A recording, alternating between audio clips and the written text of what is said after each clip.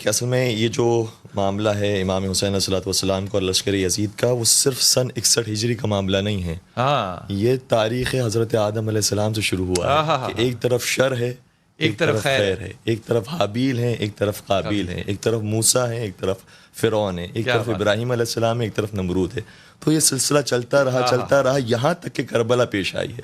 اسی لیے جب ہم جاتے ہیں کربلا تو کہتے ہیں کہ السلام علیک یا وارث آدم صفوۃ اللہ، السلام علیک یا وارث نوح نبی اللہ، السلام علیک یا وارث ابراہیم خلیل اللہ، السلام علیک یا وارث موسیٰ کلیم اللہ. تو یہ ہم بتانا چاہ رہے ہوتے ہیں کہ تسلسل چل رہا ہے. بس فرق یہ ہوا ہے کہ اب تک فرعون یہ کہتا تھا کہ میں خدا کو نہیں مانتا ہوں، میں خود خدا ہوں.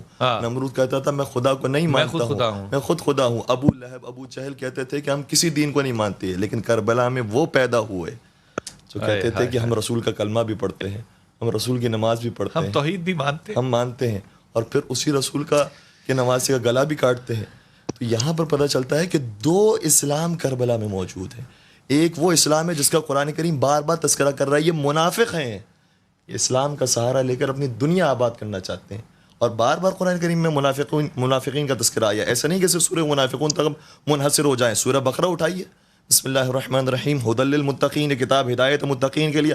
آگے جا کے کافروں کا تعارف ہوتا ہے، یہ متقین کا ہو گیا ان الذین کفروا، وہ لوگ کہ جنہوں نے کفر اختیار کیا اللہ اور رسول کا. پھر اس کے بعد تیسرا کیٹیگری آئی، وَمِنَ النَّاسِ مَن يَقُولُ آمَنَّا بِاللَّهِ وَبِالْيَوْمِ الْآخِرِ وَمَا هُمْ بِمُؤْمِنِينَ. بعض ایسے لوگ بھی ہیں جو کہتے تو ہیں کہ ہم اللہ اور آخرت پر ایمان لاتے ہیں، لیکن حقیقت میں نہیں لاتے. میرے نبی پاک صلی اللہ علیہ وسلم نے اپنی زندگی کے اندر ان کی ایک ترتیب اور لسٹ بنائی تھی. بالکل، اور ہر سورہ کے اندر منافقین کا آپ کو ذکر ملے گا. اس کا مطلب یہ ہو کہ کربلا کا میدان جو برپا ہوا ہے اس میں ہمیں تھوڑے سے اسباب تلاش کرنے پڑیں گے کہ یہاں پر صرف کفر کا اور اسلام کا مقابلہ نہیں ہے، یہاں اسلام اور اسلام کا مقابلہ ہے. کون سا اسلام؟ شاہ صاحب، کفر اسلام کا مقابلہ نہیں ہے. یہاں کافر تو ہمیں مسلمان کہتے ہیں، بے شک مسلمان ہی ایک دوسرے کو مسلمان نہیں